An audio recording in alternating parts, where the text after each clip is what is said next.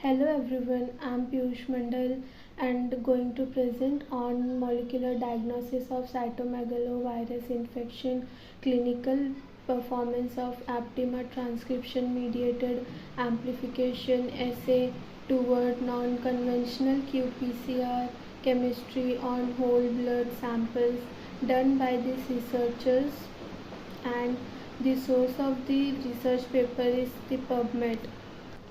Human cytomegalovirus is a herpes virus which can establish lifelong latency in the host after the initial infection and can be life-threatening for the immunocompromised patients. The route of transcription can be through different biological fluids like saliva, stool, urine, and during organ transplantation where serological mismatch occur between donor and the recipient.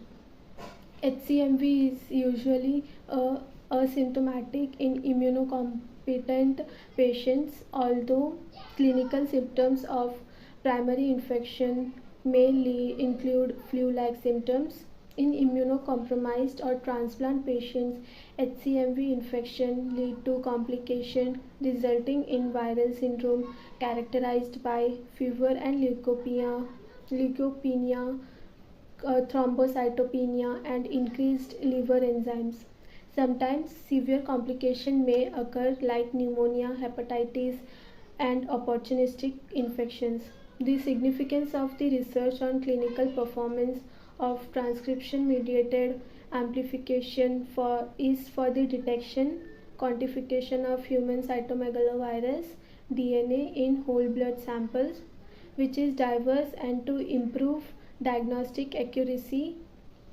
HCMV is a significant concern in transplant patients where it can lead to severe complications.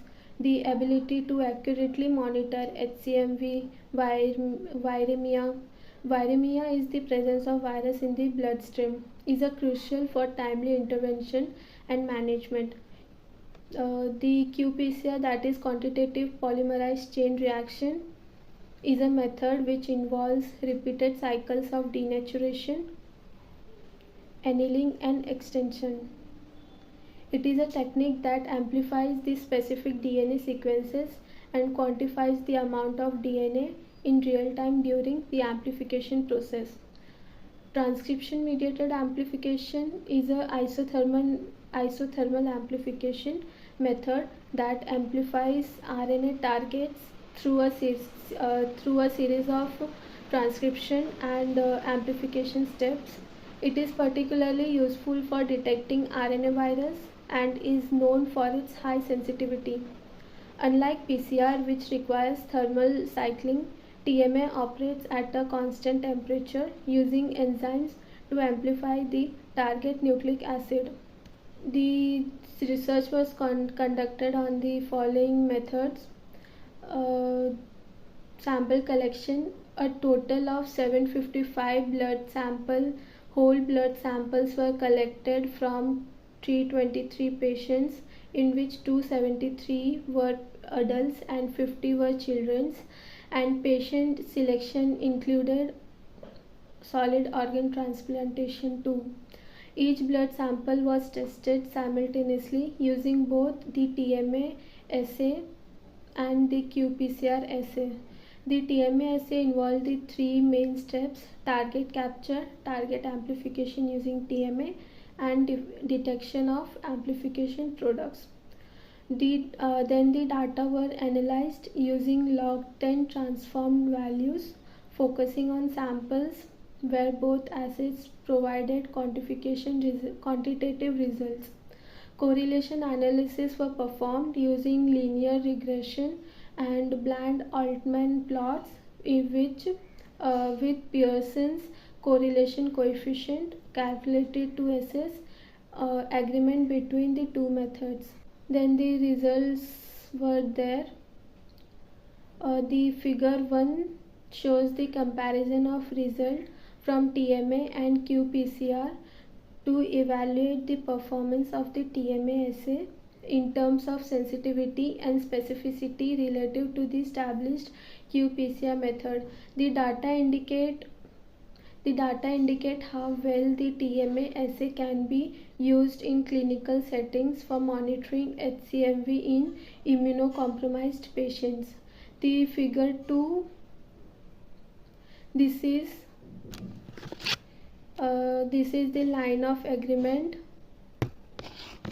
If the data points cluster closely around the line of agreement, it indicates that the TMA assay and qPCR provide similar results for viral load detection,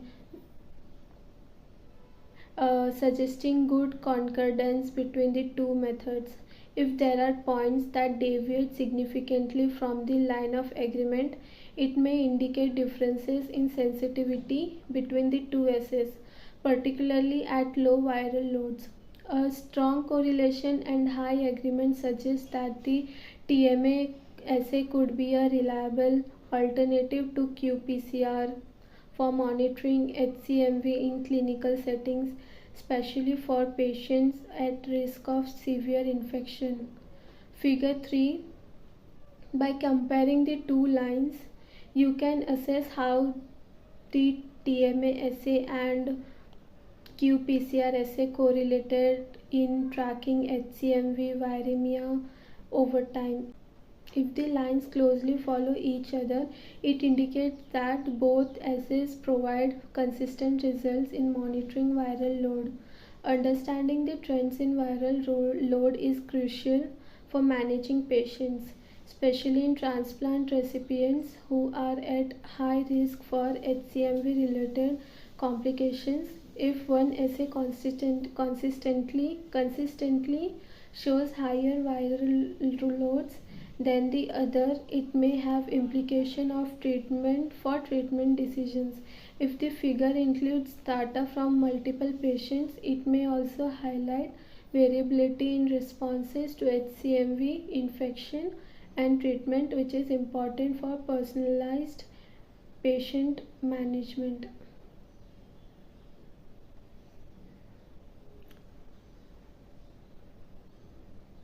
Then the discussion, the performance comparison.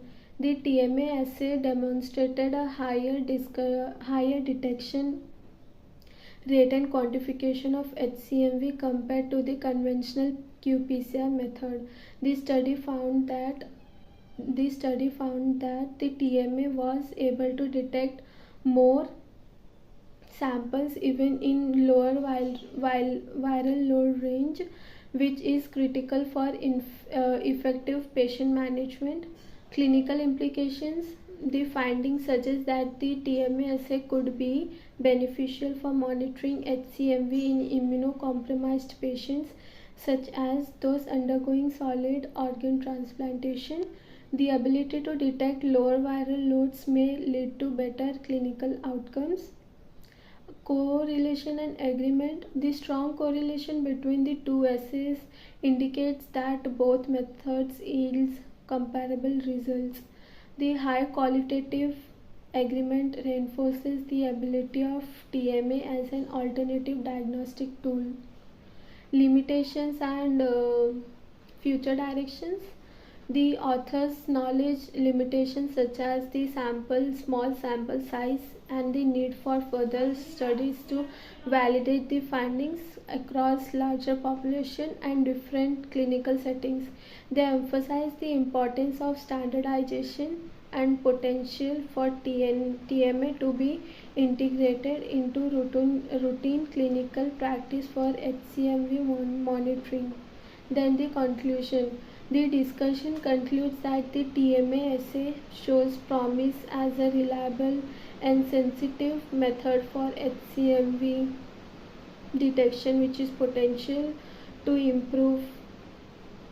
has the potential to improve patient management in transplant settings. Further research is encouraged to explore its application in various clinical scenarios and to establish standardized protocol for its use. This is the reference of this paper, which is taken from PubMed. And thank you.